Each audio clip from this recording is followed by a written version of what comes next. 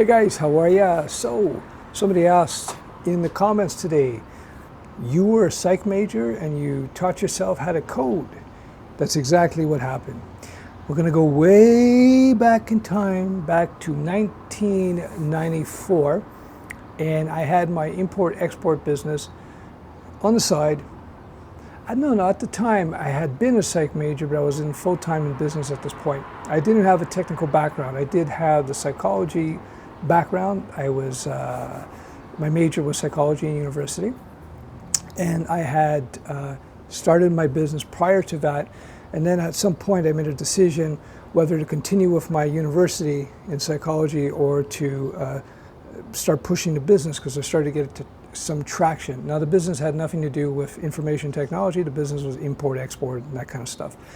So back in 1994, my brother came to me and said, you know, Stef, you should put up a website. And I said to him, what's a website?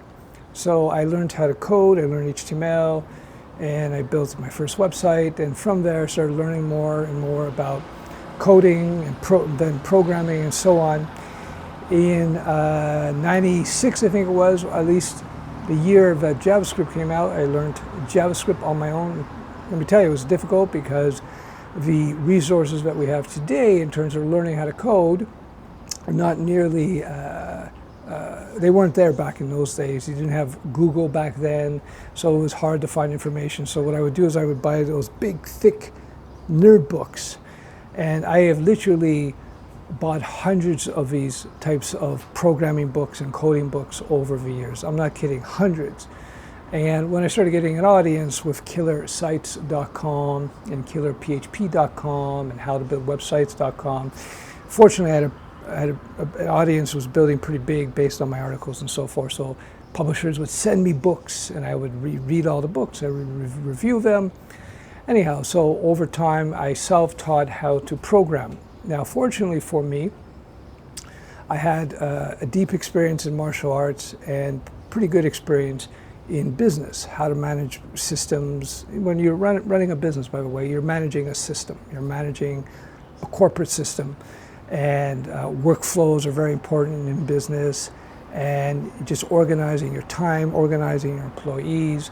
Now, I also worked with centralized filtration systems, basically a bunch of aquariums hooked up together through plumbing with a big central filter and pump, and you would circulate the water throughout the system. Just like in software, where you have all kinds of different objects in your software, or all kinds of mini apps perhaps, and they communicate with each other, and there's this flow of information, kind of like water that's flowing through your system.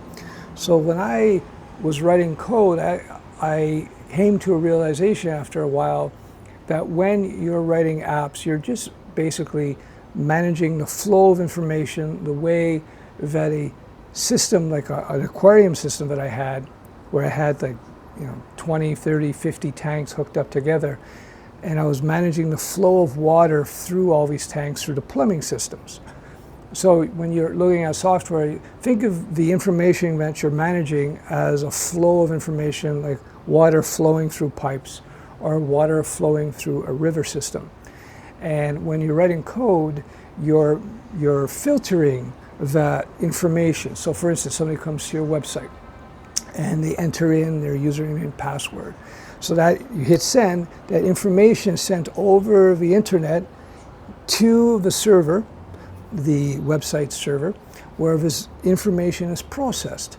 Just like when the water is flowing through pipes in a filtration system, the water flows through the pipes, goes through a filter, and the filter will filter out impurities of the water, and then it will pass through, the water will continue on, et cetera, et cetera. So when you're receiving information from somebody, entering that information into a form, you're literally filtering that information. You're checking to see if the username and password are right, you're passing it through a database, blah, blah, blah, blah, blah, blah, blah, blah. I won't get into the details here. So long story short, I saw a lot of similarities between business systems and water purification systems and even martial arts systems, because martial arts, at the end of the day, they're systems of fighting. There's a technology of fighting. And I applied a lot of principles from all these things into my coding, and it worked. These principles, I call them universal principles, in that they're applicable universally across different disciplines. So for instance, I'll give you one quick example. So in water filtration and central systems used to keep fish. I know it's a strange topic, but bear with me. So you have a whole bunch of tanks. I think you have 25 tanks on sets of racks, and they're all connected through plumbing. What we discovered through trial and error, that if you had too many tanks, like 100 tanks connected via plumbing, it became very, very, very difficult to design the plumbing in an effective way. All kinds of problems with that. And we also found if you only had a central system with 4 tanks, it was kind of silly. It was a waste of time to just plumb 4 tanks together. So the optimum was kind of like a medium size, like 10 to 20, 25 tanks, something like that. And then you had an optimum use of resources where you're able to build a system. It wasn't so complex, but it got the job done in terms of the advantages of having a centralized system. Same thing with software, by the way. What I discovered in software, if the software is too complex, too big, it becomes too heavy in terms of maintaining it. It's hard to keep it efficient. And so the optimum software is, it's not too fine-grained, not too small, but also not too complex, somewhere in the middle. Now, this is like very high-level discussion about software development and so on, but I just want to give you an idea. Same thing with businesses. As businesses get bigger and become more and more complex, you got more bureaucracies, more and more inefficiencies appear within the context of the business. That's just a reality. That's why you see with big government institutions, everything is so slow and so expensive.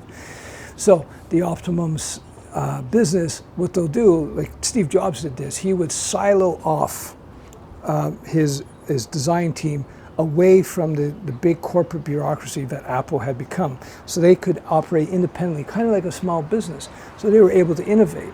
So that's what smart big business does, is they silo off, they segment off certain small groups of people so that they can work on their own thing, and without the burdens of having to deal with a very large bureaucracy where nothing happens. So Google does it as well. I'm sure many other companies do as well. So that's the key thing. So yeah, I went from psychology into my business, although my parents were in business, so I learned a lot from them. And then I learned along the way, I learned how to code because I saw how coding was such an important tool in terms of my own business, putting up a website and so on. And then in '96, I think it was, I went full-time as a freelancer. I sold out of my import-export business, and then I said to myself, what am I going to do? So, but I had this super valuable skill set as a coder. I just started expanding upon that. Again, at first, applying the principles I learned from martial arts, business, and water purification. Again, strangely enough, water purification. And I found it worked. And then through experience of learning one programming language and the next and the next and the next and the next, building all kinds of different types of systems, whether it be web-based or thick clients or CD-ROM-based things. Nobody does that anymore, of course, et cetera, et cetera, et cetera. You learn how software should be designed. You learn the real-world stuff. And this is what I teach. This is what I teach on this YouTube channel. This is what I teach in my courses. Some people characterize it as the meta of programming, the meta programming, meaning I teach not just the core of it, but I also teach everything around it. And one of my students said that just after taking my courses for a few months, watching my blogs for a few months, he started having a conversation with, I think it was his brother or his cousin or a friend or something, somebody who's been coding for many years, and they were really surprised at how much they knew and how much they understood about real-world coding. That's because he just, learned from somebody like me who's been doing this since 1994. So instead of spending 20 years trying to develop the level of understanding that I have, just watch my YouTube videos. Just watch or do my course if you don't know your foundation well in the core. Do my courses rather, or watch the YouTube videos. If you just go back to my back catalog, about 2 years ago, I said to myself, I'm just going to do a video a day. And you'll find that the videos are evergreen for the most part, meaning they talk about topics and subjects that are not the hottest language of the day or newest paradigm of the day. I comment on and I teach universal principles of software development. I mix in business entrepreneurship in there as well. And you'll find if you go through my back catalog, there's tons of information. Very few videos of me just drinking coffee or riding around on a skateboard or flying a drone. Very thick with information. Anyway, that's it. Yeah, so you may not have a background in coding, but like I didn't as well. But if you just put the time and effort and you follow the steps as I described in so many of my videos, you will get there. All right, I hope that's useful. Ciao.